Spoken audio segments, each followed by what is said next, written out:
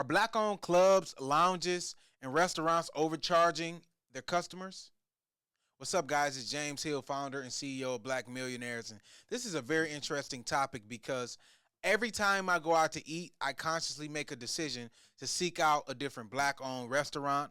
If I'm going to a club or a venue, I want to go and spend my dollars with someone who I can support, circulate my dollars, right? So I make a conscious decision to go out and support black-owned. If I know someone who owns a club, a restaurant, or a bar, I will make a conscious decision to go to their bar. I have a media page. They run a lot of advertisement with us. They're some of my customers. So I really try to go out and support these businesses. But lately, I've been experiencing, and let's set my personal experience aside, the community has been speaking up about being overcharged and feeling like a lot of these restaurants are under delivering on the prices that they charge. So let's look at this video here. So this is a young lady on a podcast. The podcast is called Hot O'Clock. They're based out of Houston. So, if you're looking for some exciting new podcasts, make sure you check them out. But let's listen to her take on this, and then we're going to react to it. But I love to see black people doing good in Houston, but I think now it's to the point, it's like we're burning our people out financially with a certain lifestyle. Oh, that's a good topic. And so she's basically saying, she could be saying two things here. Either the owners want to live a certain lifestyle, so they're overcharging you, or that all of these restaurants are trying to provide a certain vibe, and because they're trying to provide that vibe, they have to overcharge you to cover overhead. So I'm not 100% clear on what she's saying. So let's re-listen to it and go back from the start. But I love to see black people doing good in Houston, but I think now it's to the point, it's like we're burning our people out financially with a certain lifestyle. Oh, that's a good topic. And I'm not catering. I don't like that. You know what I mean? There's nothing wrong with getting money, but it's our people. From what I can tell, you go out to our clubs. Like, I can go to an expensive 5-star restaurant. They not gonna charge me 20% gratuity on me and my husband, or me and my homegirl. I'm not gonna pay. The valet is usually free when you pull up, as long as you're going to the restaurant. You know what I mean? Even if you go to a hookah lounge, you go to a classy hookah lounge, you're gonna pay 25 to 30. So there's nothing wrong with black businesses getting money, but I think they're draining us of the money. But I love to see. All right, so I love this take, right? I love what she said in this take. And she's obviously coming from her experience being based out of Houston. So I lived in Houston for about a year. So one thing I know about Houston, it's a vibe. It's a very foodie town. They have a lot of restaurants, and it's a very diverse community.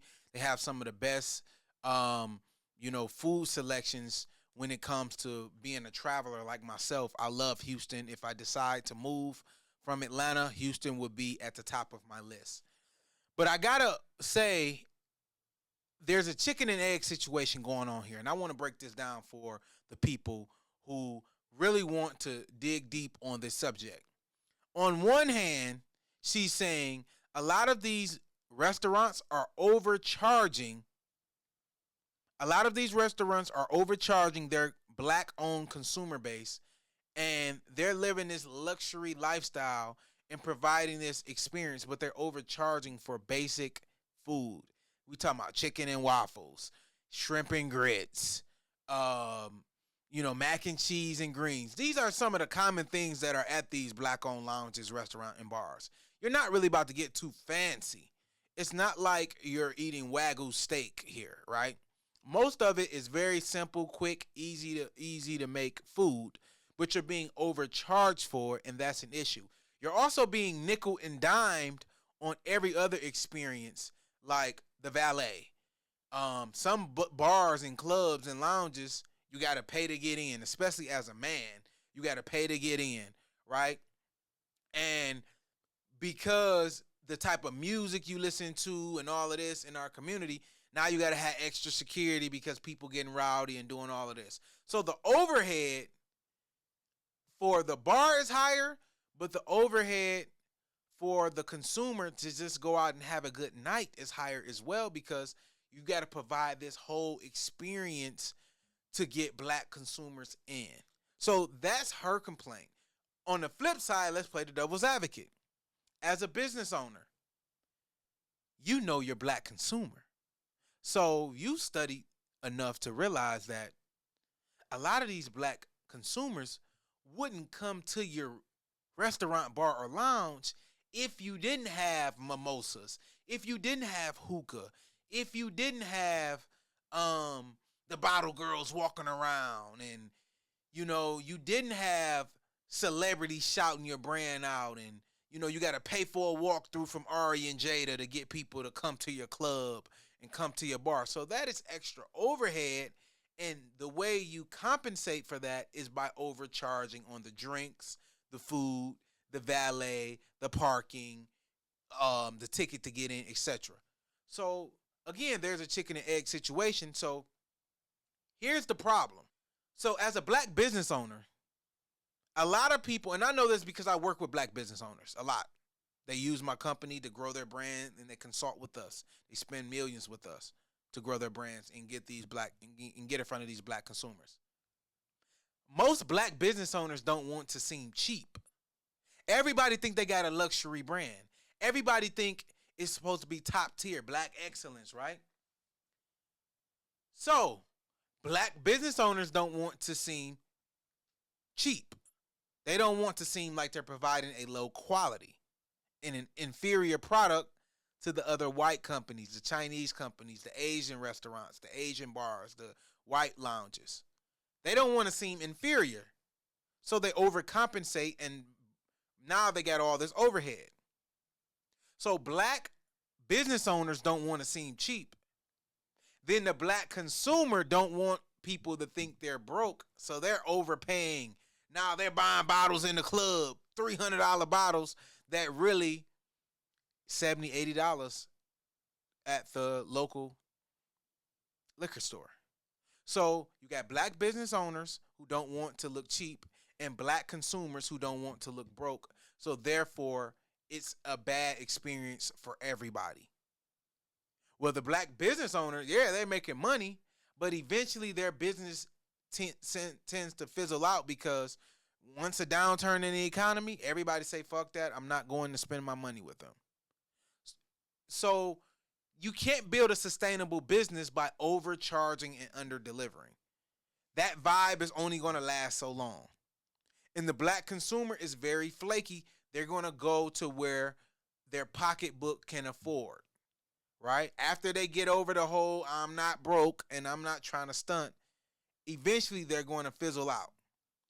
Here's my solution to this whole problem in the community. Instead of everybody trying to create their own bar, their own club, their own restaurant, how about you lower your overhead and create a lounge chain, meaning it's 3, 4, 5 different lounges across multiple cities, across the local city, and you can get the economies of scale, meaning you can buy your liquor at a cheaper price because you're buying it at a larger quantity. You can buy your food at a cheaper price because you're buying it at a larger quantity. You can get your equipment and all the tools you have to use to run your bar, your lounge, and your club at a cheaper price because you are buying at a larger quantity. You have more leverage when you work together. And this is what a lot of black business owners don't want to hear because people want 100% of a grape instead of 10% of a watermelon. It is much better to make $10 million with 3 people and split it than to make $150,000 by yourself struggling working 70 hours a week. That's better for the black consumer because now you can provide that same vibe, that same experience at a lower cost, and now you build a longer sustainable business. We're in business to make money. So we're in business for a long time, not a good time. So again, black business owners don't want to seem cheap, and black people don't want people to think they're broke. When the reality is, if you're a black business owner, you don't have investors beating on your door trying to fund your idea. So you have to bootstrap and be cheap. And then on the other hand, the black consumer, you're the lowest paid, You got the highest unemployment. You're the highest incarcerated. You're the highest with single parent households. All of these statistics that point that you don't have the most money in the world. So why are you trying to prove to people that you have money by going and buy a $150 hookah at a local bar just because a black business owner is charging it? So I appreciate you guys. I hope you guys got some good information out of this. Make sure you like, comment, and subscribe. This is James Hill, CEO, founder of Black Millionaires. Don't go broke trying to look rich. And don't overcharge people for 2, 3 years and go out of business. Find a sustainable business model that can last you generations.